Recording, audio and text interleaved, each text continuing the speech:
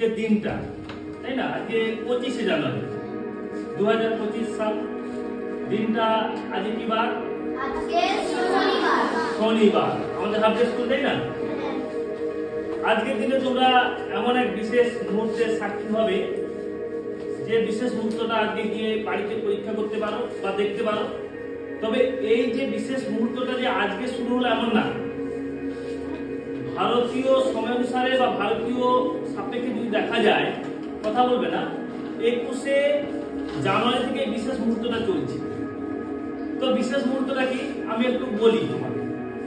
তোমরা প্যারেড নামটা শুনেছো? প্যারেড বলি আমরা, যেমন আমাদের 26শে জানুয়ারি প্যারেড হবে না, প্রজাতন্ত্র দিবসের দিন বা আমরা স্বাধীনতা দিবসের দিন আমাদের স্কুল থেকে যে এনসিসি প্রোগ্রামগুলো আছে সেখানে প্যারেড করা হয় না, সবাই একটা সমান্তরালে দাঁড়িয়ে পড়ে, তাই তো?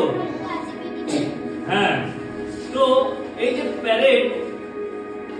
প্যারেডটা হয়ে থাকে, এই প্যারেড যেমন আমরা মানুষেরাও করি, একই রকম ভাবে গ্রহগুলিও প্যারেড করে থাকে। গ্রহগুলিও প্যারেড করে থাকে। তবে গ্রহগুলো প্যারেড করে থাকে এটা একটা অবিশ্বাস্য ব্যাপার, তাই না? কেন সব গ্রহ তো একই রকম ভাবে আবর্তন করছে না, যেটা ভিন্ন অবস্থানে থেকে আবর্তন করছে এই সূর্যকে কেন্দ্রে রেখে। কিন্তু এই সময়টা এমন একটা সময় চলছে যে বিশেষ কিছু গ্রহগুলো রয়েছে সূর্যের, যার একটা সরল সমান্তরাল রেখায় আসবে, সরল সমান্তরাল রেখায় আসবে পৃথিবীর ঘূর্ণনের সাথে। এক্ষেত্রে বলা হচ্ছে এই বিশেষ ঘটনা বা বিরল ঘটনা, বিরল আমরা বলবো না, এই ঘটনা আগেও ঘটেছে, আবার এই ঘটনা ঘটতে চলছে বা ঘটছে।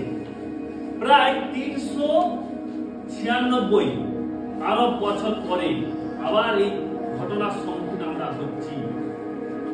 ভারতীয় সময় অনুসারে 21শে জানুয়ারি থেকে ঘটনা চলছে, পৃথিবীর অন্যান্য দেশ থেকে এই ঘটনা দেখা যাচ্ছে।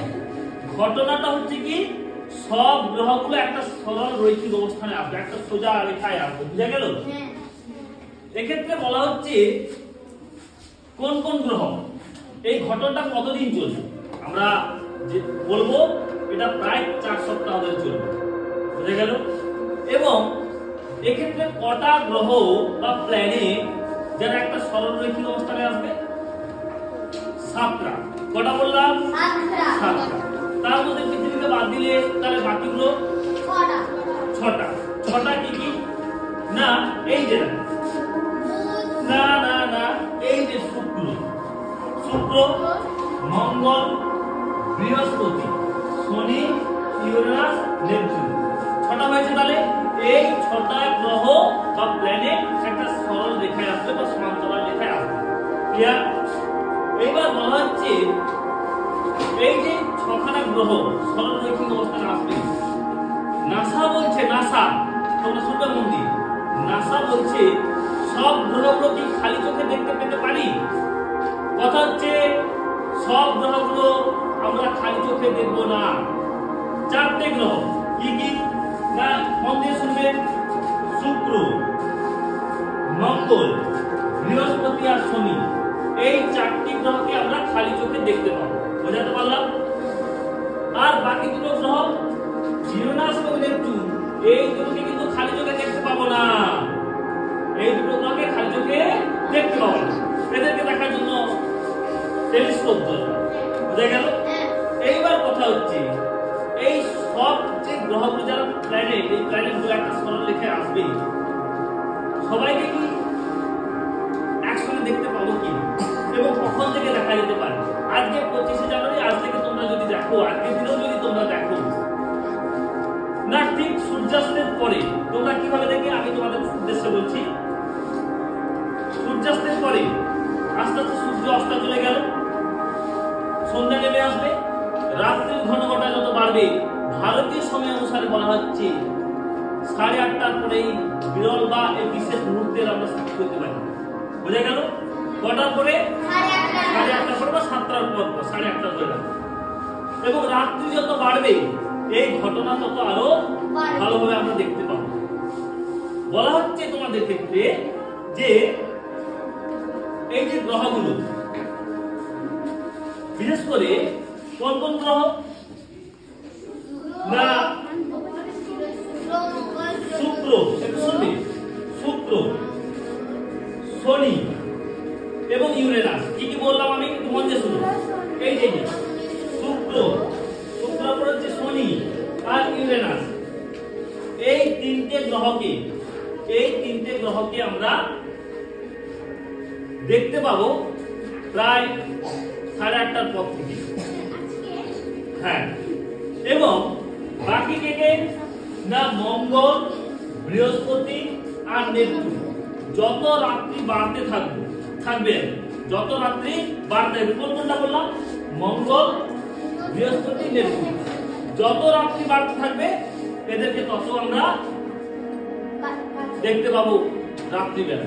তবে সূর্যোদয়ের আগে মঙ্গলকে কিন্তু আর দেখা যাবে না, সূর্যোদয়ের আগে মঙ্গলকে দেখা যাবে না। বুঝাতে পারলাম?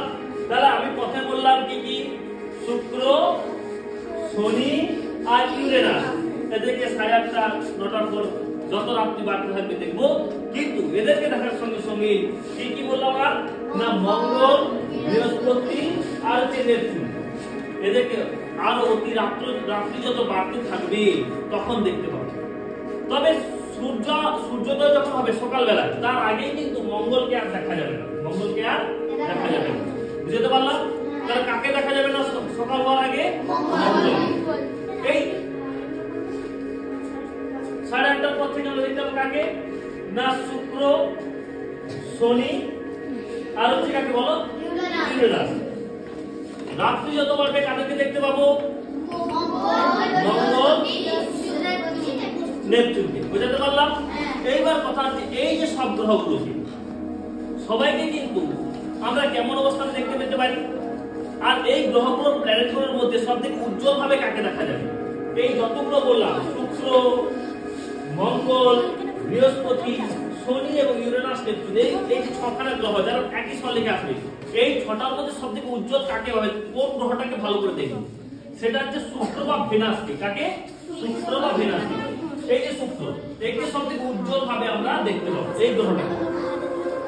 এই গ্রহটাকে উজ্জ্বল ভাবে আমরা দেখতে পাবো। এইবার বলা হচ্ছে এই প্ল্যানেটগুলোর মধ্যে তোমরা একটু মাথায় রাখবে, সবথেকে উজ্জ্বল ভাবে শুক্রকে দেখবো, আর মঙ্গলকে দূর থেকে দেখবার জন্য লাল গ্রহ হিসেবে আকাশের দিকে তাকাবে। শুক্রকে সবথেকে উজ্জ্বল ভাবে দেখবো, বুঝা গেল? হ্যাঁ, আর মঙ্গলকে দূর থেকে দেখবার জন্য লাল বিন্দুর মতো দেখতে মনে হবে। শনিকেও ছোট দেখতে পাবে, কিন্তু শনিকে এতটা চোখে না পড়লেও বৃহস্পতি যে গ্রহটা, এটা সাদা সফেদ বড় যে গ্রহটা মাথার উপর দেখতে পাবে, ওই বৃহস্পতি বড় সাইজের হবে। তাহলে কি কি বললাম? শুক্র গ্রহ এটি উজ্জ্বল এবং সবথেকে উজ্জ্বল অবস্থা আমরা দেখতে পাবো। তারপরে বললাম মঙ্গলকে যেটা দেখতে হবে অনেক দূর থেকে, লাল বিন্দুর মধ্যে যে গ্রহটা দেখবে সেটা হচ্ছে কি না, মঙ্গল। সেই সঙ্গে আর কাকে বললাম? বৃহস্পতি। এবং শনিকে তেমন ভাবে দেখা যাবে না, ছোট্ট বিন্দুর মতো দেখতে মনে হবে, মোটর দামের মতো। কিন্তু বৃহস্পতি বড় আকারের সফেদ গ্রহটাকে আমরা দেখবো, সেটা হচ্ছে বৃহস্পতি। বলো কি বললাম? বৃহস্পতি। হ্যাঁ, এইবার এইখানে একটু তোমরা মাথায় ঢুকাবে,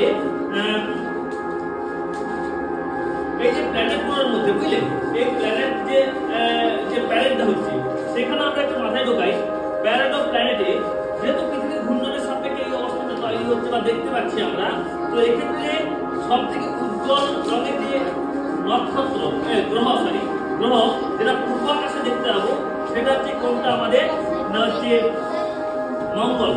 মঙ্গলকে আমরা কোন আকাশ থেকে দেখতে পাবো? পূর্ব আকাশ। তোমরা দেখবে সন্ধ্যার পরে পূর্ব আকাশ থেকে চলে যাবে, ওই অবস্থায় যে উজ্জ্বল গ্রহটাকে দেখতে পাবো সেটা হচ্ছে কি, সেটা কাকে দেখতে পাবো আমরা? মঙ্গলকে দেখতে পাবো পূর্ব আকাশ থেকে। না, সকালবেলা দেখতে পাবো না, ওই প্রথমে বললাম না, সকালবেলা হলে বা যত সূর্যোদয় মঙ্গলকে আর দেখা যাবে না। আমি তোমাদের আজকের দিনে দেখার জন্য, আজকে 5:30 6টার পরে, সন্ধ্যের পরে যত বাড়বে, তোমাদের আজকের দিনে দেখার জন্য আমি তোমাদেরকে একটু বলে দিচ্ছি। পূর্ব আকাশের দিকে একটু সরে যাবে, সরে গিয়ে দেখবে যে গ্রহটাকে দেখতে পাচ্ছ সন্ধ্যে 7:30 8টা করে, যে গ্রহটা দেখতে পাবে সেটা হচ্ছে কি, মঙ্গল। আর আমাদের মাথার উপরে যে গ্রহটাকে দেখতে হবে, হ্যাঁ, আমরা মাথার উপরে যে গ্রহটাকে দেখতে পাবো সেটা কি, বৃহস্পতি। আর বৃহস্পতি ডান সাইডে যাকে দেখতে হবে, সেটা বৃহস্পতি ডান সাইডে দেখতে পাবো কাকে না এই ইউরেনাস ঘটনা এই ডান সাইডে চলে আসবে বৃহস্পতি বুঝা গেল ওর ঘূর্ণনের সাপেক্ষে যেটা আমরা দেখতে পাবো ডান সাইডে আর একদম পশ্চিম আকাশে গেলে কাকে দেখতে পাবো না পশ্চিম আকাশে দিয়ে গেলে দেখতে পাবো শুক্র গ্রহকে কাকে দেখতে পাবো আমরা শুক্র গ্রহকে আমরা পশ্চিম আকাশে দেখতে পাবো বা ভেনাসকে দেখতে পাবো আর ভেনাসের ডান দিকে থাকবে হচ্ছে কি নেপচুন থাকবে এই যে নেপচুন ঘটনা আমরা যখন দেখবো তখন ভেনাসের ডান দিকে দেখতে থাকবো আর হচ্ছে নেপচুনের বাম দিকে দেখতে পাবো কাকে স্যাটার্ন বা শনিকে স্যাটার্ন বা শনিকে আমি এই যে খালি চোখে দেখতে গিয়ে আমাদের কি কোনো ক্ষতি হতে পারে কোনো ক্ষতি হবে না খালি চোখে দেখবার জন্য কোনো ক্ষতি হবে না আমাদের সোলার সিস্টেমেরও কোনো সমস্যা হবে না বুঝা গেল কেন না ওই গ্রহগুলো থেকে যে আগত সূর্য শিশে তো ডাইরেক্ট আসে না সূর্য থেকে যদি রশ্মি ডাইরেক্ট আসতো তাহলে সূর্য থেকে যদি রশ্মি ডাইরেক্ট আসতো তাহলে অতিবেগী রশ্মি ফলে আমাদের চোখের হয়তো ক্ষতি হতো কিন্তু সূর্য থেকে তো ডাইরেক্ট রশ্মি আসছে না আসছে কোথা থেকে না সূর্যের রশ্মি ওদের পরে সেটা বিকৃত হয়ে প্রতিফলিত হয়ে আমাদের দিকে যখন আসে তার দ্বারা তেমন ক্ষতি হওয়ার সম্ভাবনা নেই আমাদের মধ্যে প্রশ্ন আসতে পারে সোলার সিস্টেমে কি কোনো পরিবর্তন হতে পারে তাতেও না এই ঘটনাটা একটা প্রাকৃতিক ঘটনা 396 আরব সাল অন্তর এমন ঘটনার সম্মুখীন মানে আমরা হতে পারি তবে কথা হচ্ছে আবার এই ঘটনা ওই 396 আরব সালের পর হয়তো আমরা এমন ঘটনা দেখতে পেতে পারি এক কথায় যদি বলা যায় প্রত্যেকটা গ্রহ তাদের ঘূর্ণনের সাপেক্ষে একটা সরল রৈখিক অবস্থানে আসবে যেটা শুরু হয়েছে কবে থেকে 21 জানুয়ারি থেকে কবে থেকে 21 জানুয়ারি থেকে চলবে কতদিন 4 সপ্তাহ 4 সপ্তাহ ধরে চলবে আর আজকে 25 তারিখ 25 জানুয়ারি সন্ধ্যে 8:30টার পরে আমরা এই বিরল ঘটনার সম্মুখীন হতে বিরল বলবো না এমন প্রাকৃতিক ঘটনার সম্মুখীন হব আর সূর্যাস্তের পরে পরে এই ঘটনাটা আমরা নিজেদের চোখে দেখতে পেতে পারি দুটো গ্রহ বাদে নেপচুন ইউরেনাসকে আমরা চোখে দেখতে পাবো না অর্থাৎ খালি চোখে টেলিস্কোপের দ্বারা দেখা যাবে নাসা বলছে বাকিগুলোকে কিন্তু আমরা খালি চোখে ওদের সমান্তরাল অবস্থা দেখতে পাবো ক্লিয়ার আর এই যে গ্রহগুলোর যে প্ল্যানেটগুলো একটা সরলরৈখিক অবস্থানে আসবে কোন গ্রহটাকে তার উজ্জ্বল অবস্থায় দেখতে হবে সবথেকে শুক্রকে উজ্জ্বল অবস্থায় দেখতে হবে আর মঙ্গলকে দেখতে পাবো লাল রঙে আর বৃহস্পতিটাকে সফেদ রঙে সবথেকে বড় সফেদ রঙে মঙ্গল গ্রহকে দেখবার জন্য আমরা পূর্ব আকাশ থেকে চোখ রাখবো মাথার দিকে চোখ রাখবো কাকে বৃহস্পতি ডান সাইডে যে গ্রহটাকে দেখবো সেটাকে ইউরেনাস আর হ্যাঁ আর পশ্চিম আকাশে কাকে দেখতে পাবো বলো পশ্চিম আকাশে শুক্রকে ভেনাস আর শুক্রের ডান সাইডে কাকে দেখতে পাবো নেপচুন আর নেপচুন বাম সাইডে শনি এই সুন্দর যে প্ল্যানেটটা তোমরা আজকে দেখতে পারো ভারতীয় সময় অনুযায়ী রাত্রি 8:30 থেকে রাত্রি যত বাড়তে থাকবে এমন বিরল ঘটনা এমন বিশেষ ঘটনার সম্মুখীন আমরা আরো বেশি বেশি করে হব তবে সূর্যোদয় হওয়ার আগে মঙ্গলকে আর দেখা যাবে না আর এমনিতে সূর্যোদয় হয়ে গেলে প্রাকৃতিক গ্রহদেরকে দেখতে হবে না কেন এত উজ্জ্বলতার কারণে সূর্য রশ্মির কারণে তাই প্রত্যেককে বলবো তোমরা আজকে এই ঘটনাটা তোমরা দেখতে পেতে পারো ভারতীয় সময় অনুযায়ী প্রায় রাত্রি 8:30 থেকে সূর্যাস্তের পরে বুঝা গেল থ্যাংক ইউ ধন্যবাদ।